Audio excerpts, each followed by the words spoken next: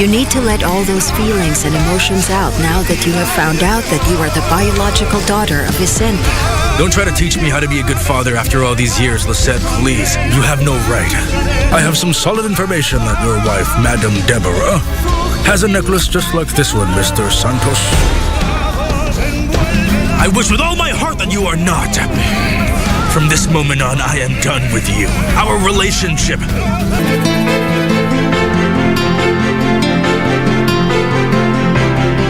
Chiku, una habari yoyote? Nimejificha babu, sina muda mwingi. Nani amefanya huu upuzi? Anta. Mama kusema kweli mimi sijui. Sio mimi kabisa. Mimi ndio mama Kebadi. Maya, unaamua vipi wewe kulala nje wakati unajua mambo vile yalivyo? Au labda tulikosea? Kwa nini unasema hivyo bibi?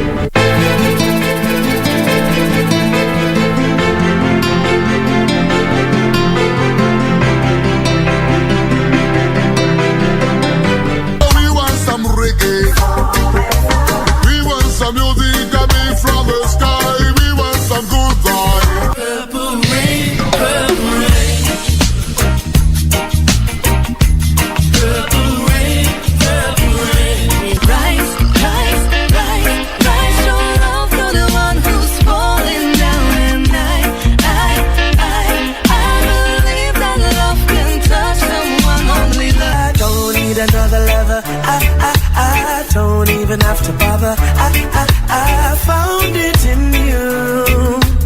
Favorite boy, you bring such joy to my world. Tell me I'm your favorite girl.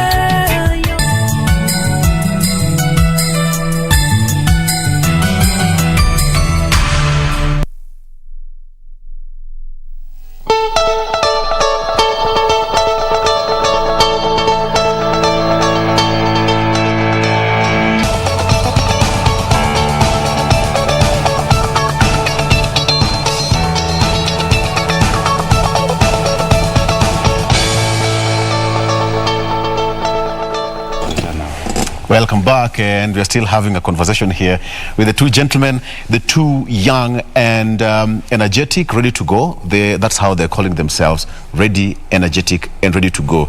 The future is young. All right, talking to Adan Mohammed, who is aspiring Member of Parliament of Kamukuji constituency in Nairobi County, as well as Tony Kwalanda, who is a journalist by profession and is also eyeing that particular seat of Member of County Assembly in Kakamega County, that is Mandashivanga Ward. All right, gentlemen. So, Adan asked a question.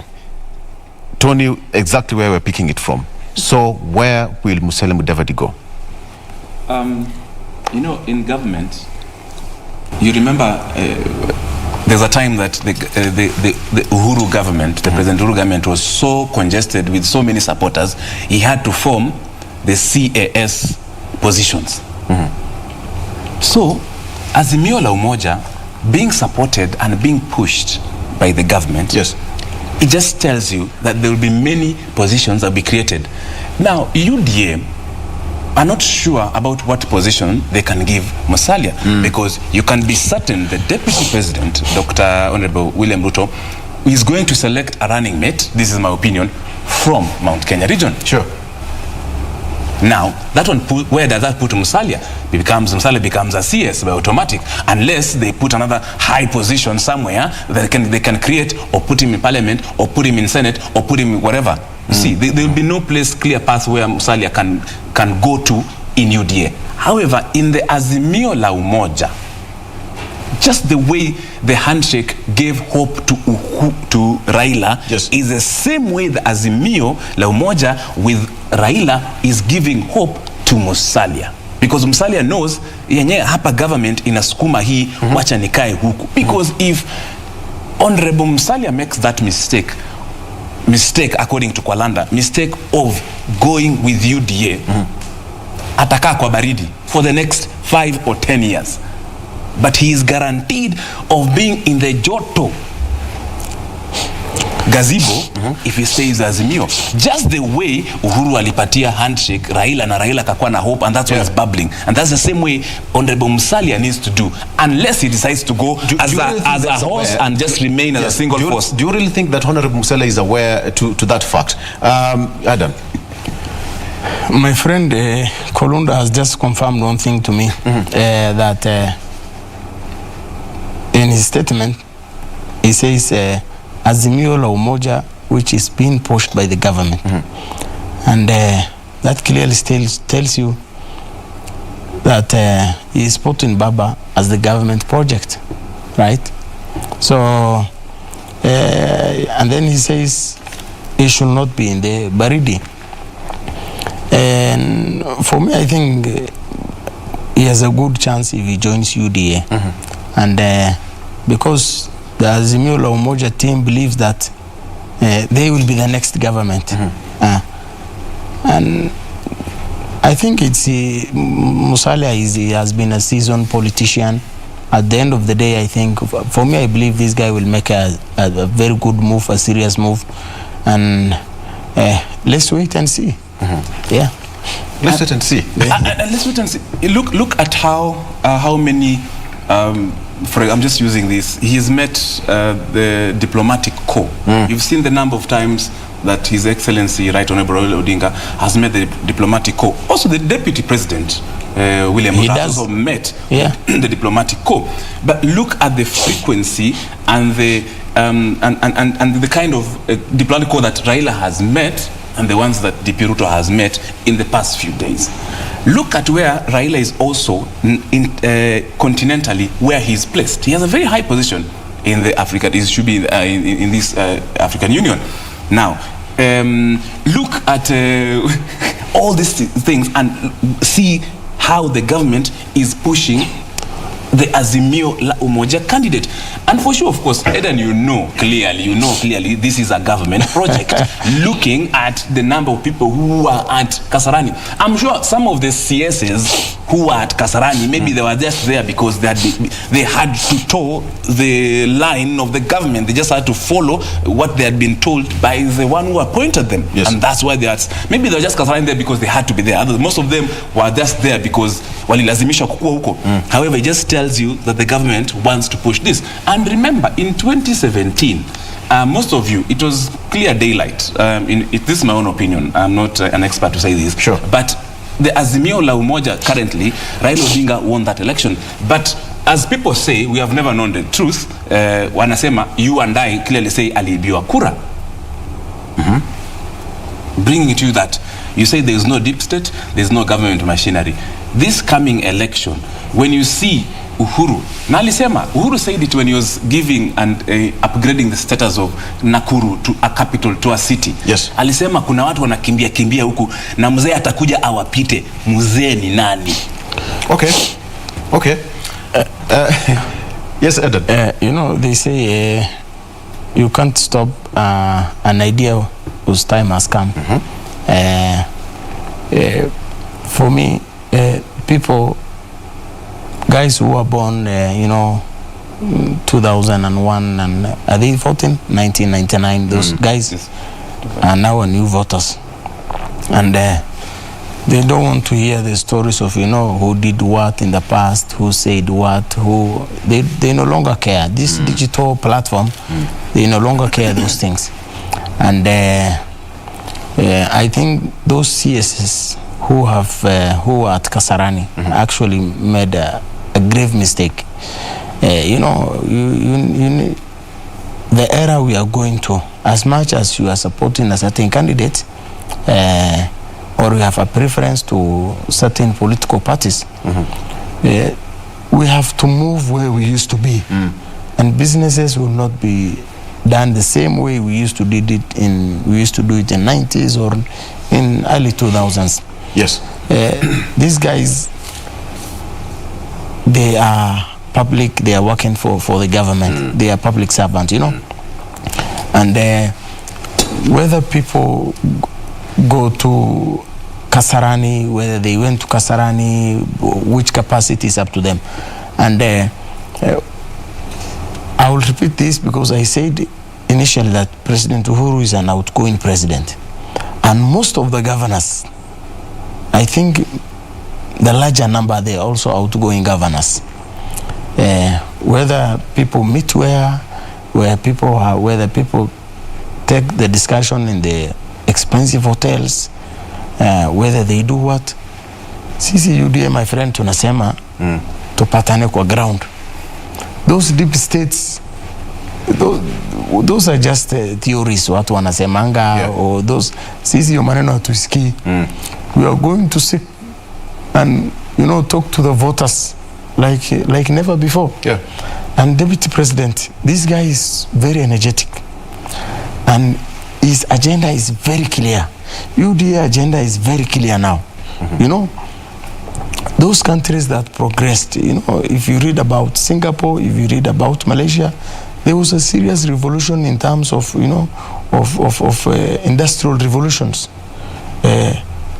Me personally, I have a lot of interest in economics. I worked on economic growth projects. And when I read, and I've taken time to read and analyze about the bottom-up economic model. If we base our discussion in such lines, if we talk of issues, and deep state watalala, my friend, people will listen. Hawa raia wanataka kusikia, what do you want to do different?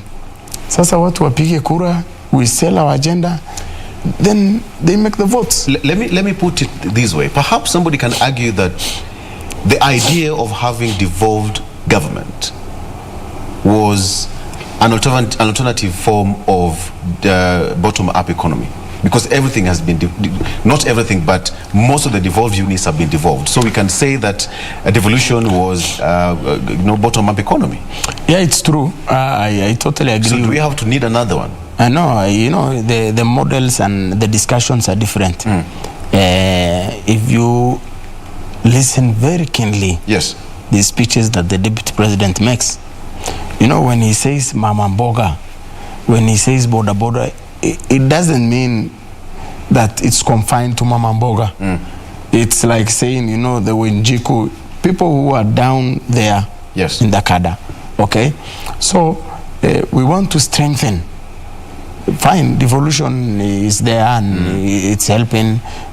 People are now having control of their resources. It's true, but we want to improve it. We want to reach as many people as possible. And when he says that he will have funds at the constituency level, it's doable. It's doable. It's doable. Okay. Yeah. Tony, he's saying that the UDA is now reaching to the common Mwananchi down there at the grassroots. But that is, as well, we can say that Azimio la Umoja is trying to sell to the Kenyans as well. So there is no difference in terms of their, your manifesto and the agenda and what you're trying to sell to the masses. Basically, that's the thing. Look at the carrot, or what Honorable Raila Odinga was saying about giving households a certain amount of money if he's elected. 6,000 shillings. 6,000 and actually shillings. It's been identified that 2 million poor households will receive that monthly stipend. Exactly. That's bottom up. He didn't say that people in Karen will receive that. He said people in poor families or in needy families will be getting this kind of money. That is bottom up. So there's a lot of bottom up happening. However, the basic thing that the government that is currently here that has failed is to provide the basic needs. Food, shelter, and what? Housing. Food, shelter, and education. Water, some education. Those are the basic things that the government should have already provided. That's why Eden is saying that he'll go to Mama Mboga. Mama Mboga has always been there. Mama Mboga, Mutu wa Wheelbarrow, Boda Boda, they have always been there. But what have they been doing for the last 10 years to this Mama Mboga? There will be no bottom up. We'll be now be talking about from now bottom up. Now there will be middle up. Okay. I wanted to change this debate briefly and talk about the issue of economy. All right? You are all aspiring candidates for the next 2022 election, and I would like to get your your mind on the state of economy, starting with you, Eden, with your focus on matters economics and mathematics. Where are we as a nation? Because the pandemic has really affected us greatly. We all accept that. Victor, I absolutely agree with you that the coronavirus pandemic has affected us, actually everywhere in the world. It's no longer the same, supply chains have been affected, and many other aspects. And businesses are not done the same way they used to be. Yes. And we are not doing well. But I foresee going forward, we are like, this will be with us. The corona pandemic is here, and experts are telling us this thing will be there for some time. And I think we just need remedies of how to revive the economy, and the focus on whoever wants to take over from President Uhuru has to put in place remedies of how best to revive the economy. And many people, if you go down there, many people have lost jobs, and actually it's not just a normal thing. Mtaani ukifika, you see people will tell you, we used to work for this such a hotel. I've been employed for the past 5 years or 6 years, lakini sasa nimekaa tu, sina kitu, and things has to be done different. If President Uhuru had like the housing project, sure, he had the big four. They were called the big four agenda. The big four agenda. Yes. Some of those things were taken over by BBI Manenos and the handshake. From the economic perspective, if some of the big four agendas were implemented, of course COVID will have affected in one way or the other. If the housing project was to be undertaken, I'm telling you, today many people will have been employed. So, of course, the handshake brought some sanity, and it has calmed down some few things. There was the advantage part of it, but the BBI Manenos and all those things have stopped serious projects that will have created so many jobs. So, but for me, where I sit, I'm very hopeful. After the general election, we are going to revive the economy in one way. Even as we speak right now, everything is now slowly moving back to normal. It's obvious now. Tushazoea hii mambo ya corona, and people have started now engaging businesses. People have started, some of the guys who are just lost their jobs are now coming back in bits and coming to do their jobs. But after the election, when UDA takes over, and I know we are going to revive the economy. Exactly. Yeah. That should be the hope of every government, to serve, its people. Tony, the state of economy as you speak from your own perspective. It is shambolic, and because of two double L's: loans and looting. Loans and looting. I think, was it just the other day you saw in the newspapers that IMF has extended another loan to the country of about 25 billion. Today's newspaper today. Yes, 25 billion again. Accumulating the loans that we already have from IMF. Then you also have loans we are still servicing from China, from the projects that you're already seeing around. We like the projects, but honestly, Victor, the economy, as you're saying, is very shambolic. Look at what's happening to Omicron. The state of COVID situation in Europe. They are contemplating on closing down the economy. They're contemplating on locking down because of how Omicron is ravaging their people. Now, that is the same road we're headed to. Look at the 25% positivity rate that we have currently. We are going back to where we were in the beginning. That was in May, June, when coronavirus hit us. So we are so slowly getting back, as Eden is saying. However, we might find ourselves back again to where we started in June last year. And that one will now, even the little businesses that people had started after being fired will die completely. And that's the agenda that now most of these candidates, Musalia, Honorable Ruto, the DP, and Azimio, have really to focus on. Not to give us cash handouts, but to focus on how the roadmap back to recovery with Omicron, because we have this coronavirus for the next 6 years. Yeah, and it's quite disheartening, because most people lost their jobs. People who are employed are now able to get their their white collar jobs, so to speak, back, and now people have now to go back and start resorting to different alternative means of employment. But in terms of per capita, are we likely to hit a certain percentage come next year? What is your projection, economically speaking?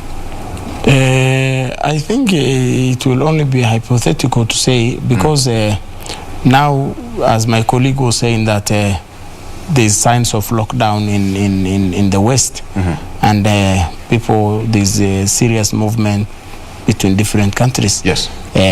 Then if they are affected, we will definitely be affected. And if that happens, we pray that it will not happen. If that happens, then we'll slide back. Then there will be no much growth. But just to add on what my colleague was saying, we have borrowed a lot. It's not bad to borrow, fine, but what happens to the money we borrowed? How will it end up? We have serious wastages in this country, and where the money you borrowed ends up in other people's pocket. The money you borrowed is not sufficiently used in where it's supposed to go. I think, and God forbid if there will be a lockdown, hard times are ahead. Yeah, but in the case that and we are prayerful, if things will be normal, then we expect between very minimal growth. Yeah. Okay. So, gentlemen, I want us to do something quite different here today on the show. We've never done this before. Being that you're all youthful and you're eyeing political seats, you're the leaders of tomorrow. I'm going to give you 2 minutes each, and I want to give you a test. What we're going to talk about today. We are going to talk about youth, agenda, and leadership. So I'm going to give you 2 minutes each. Talk about youth, agenda, and leadership nationally. If you are elected a leader today, tell me what you're going to talk about as a youth, what you'll deliver as part of your agenda, and what is in the leadership of a youth. I'm going to have a stopwatch here with me. Director, we don't have a bell here today. I'm going to use this. Yes, this one's going to act as my bell, but of course I'm going to have a stopwatch. So starting with you, Adan, in 2 minutes, starting right now, talk about youth, agenda, and leadership. And that is your camera starting now. Thank you, Victor, and my colleague here. First of all, let me speak to the young full population of the nation. I will tell them that by our numbers, whatever the case, whichever the party, and this time around, come 2022 general election, by our numbers, we have to have a serious representation in both assemblies, at the county level, the Senate, and the National Assembly. For me, where I come from, Kamkunji is a diversified constituency, and I think it's a serious contributor of the county revenue. We have businesses going there. Kamkunji people are doing serious business. We have the Gikomba market, we have the Bama, and we have the Juakali, the biggest one, and we have the Isli market. It requires someone who can synergize those businesses, someone who can bring people together, someone who can drive the agenda. And in terms of leadership, and we have got what it takes. The youth of this country, we have the skills, and we have the energy, and we have the know-how. You have 30 seconds.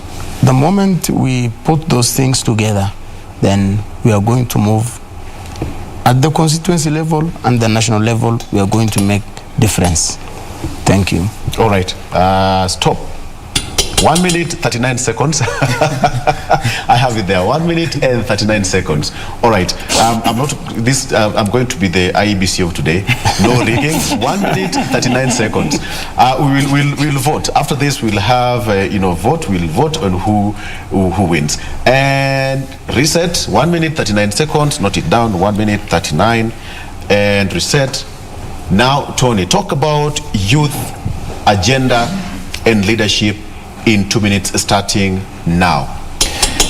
Youth, it is our time. You and I, let no one ever discourage you that you cannot stand for any elective position. I've had a lot of discouragements that you will fail, you don't have the money, you don't have the capacity, you don't have the will. But young people, it is our time. I'm encouraging you because I have grown through the same steps you've gone through, from walking to school to where I am now. There is hope. You can go to school, you can be whoever you want. In fact, I use my hashtag tunaweza. Young people, it is our time. The old people are getting tired, they're getting slower. Let's not allow the economy to go slower. Let's now take up from them, ask for guidance from the old people, and let's take these leadership positions. Of course, I have told you, basic needs are the things that my people require in the ward that I'm standing in, Manda Shivanga. Manda Shivanga ward is a very blessed economy, is a blessed ward, is a blessed area, because we are farmers, we do a lot of sugarcane farming. Now, my agenda is very simple. 1, food for you. 2, shelter for you. 3, water. Now, these things, I've just summarized them because it can come to education, it will come to electricity, it will come to roads, it will come to the projects that we will initiate together with the people of Manda Shivanga Ward to ensure that, as Aidan has said, bottom up, we have money from bottom up, we have money that can sustain ourselves, because jobs are not forthcoming. So it's upon you and I, the ones who have blood, damu moto, for us to stand, get up in groups, start projects and make money. Tunaweza, mambo fresh, Manda Shivanga Ward, nawapenda sana. Stop. 1 minute 46 seconds. Time is up. The first one, Eden, was 1 minute 39 seconds. Tony, 1 minute 46 seconds. I'm going to take a vote. Based on what Eden has said, his vision for the youth agenda and leadership, as well as Tony, who do you think has won? Will as many as that popular opinion to Tony say aye? Will as that civil opinion say nay to Tony? Okay, to Tony, I have it. What about to Adam? Similar opinion, say aye? Aye. Civil opinion, say nay. Then I have it. Gentlemen, thank you so much. Thank you so much for being a part of this show. We can never have this discussion much enough, because the future of this particular country belongs to the youth. And that's even what the president has been talking about, that the youth must come out and fight for their rightful position. We've been speaking to Tony Kwalanda, who is a sports journalist by profession. And Tony, just before I let you go, gentlemen, we have a debacle in the football fraternity. The FK boss is facing, a litany of court cases. What is your stand as a sports journalist who's even had and even won, awards in the profession? What do you think? Is it high time that we should change the sports management right now, and how people who played football run that sector? We have got Samuel Eto'o in Cameroon running that federation. Yes. And I'm very happy because the government took over this matter. It was going to have its own repercussions. FIFA started threatening us left and right, but I think the government has got into some diplomatic talks with the FIFA in terms of trying to sort this Balu. This is a transition. I'm happy we have a caretaker committee, because we want to put things in order. And this one, of course, will now be a transition into allowing and making it possible, just the way youth can take leadership, allowing other footballers, allowing other key stakeholders in football to take up those positions, because currently the constitution only favors people who have money, who have positions, who have the muscle to stay there. That's why you've seen people coming through politics, coming there, then moving away. This time we don't want these things in football. Please, caretaker committee kinalinda Ugutu ensure that transition gets and ensures our footballers, the Uliaches, the Makamagirigas, the Kinawanyamas take up those positions so that you can run football the way it's meant to be. Absolutely.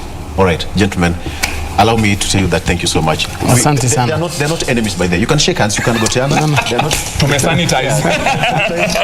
Thank you so much. Exactly. Thank you, and all the best. Thank you so much. All right, we are living at that particular point. We've been talking to Adan Mohammed, who is an economist by profession, of course, but is also vying for Kamukunji constituency, Member of Parliament come next year. Thank you so much for joining us, as well as Tony Kwalanda here, who is a journalist by profession, but is saying that it's now time for dropping that pen and notebook and going to represent us in the county assembly. Gentlemen, all the best. Thank you so much. Thank you so much, Victor. Even you as well. Thank you so much. Let's meet tomorrow. And by the way, Merry Christmas.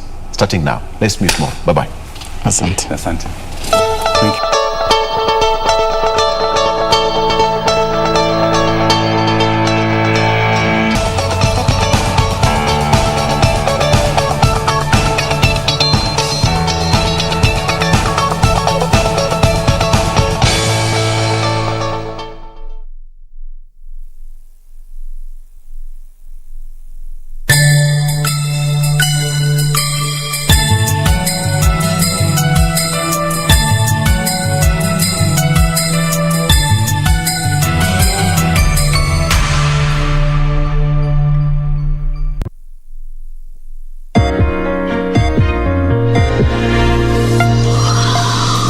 Hii ni Mitikasi Leo, makala kutoka BBC. Yaliyomo mwaka mpya wanukia, lakini uchumi Afrika utakuwa na sura ipi? Tunapigia kurunzi makadirio ya uchumi Afrika ndani ya mwaka 2022. Baadaye mikakati makususi kutega ufadhili kutoka nje kwa biashara ndogo ndogo barani. Tunaongea na wataalam kujua jinsi ya kufikia azimio hilo. Kisha familia waliofariki katika ajali iliyohusisha ndege tata ya Boeing 737 Max 8 inashutumu serikali ya Marekani kwa kuwalinda waundaji wa ndege hiyo dhidi ya mashtaka ya jinai. Moja kwa moja kutoka Nairobi, Kenya, tuende kazi.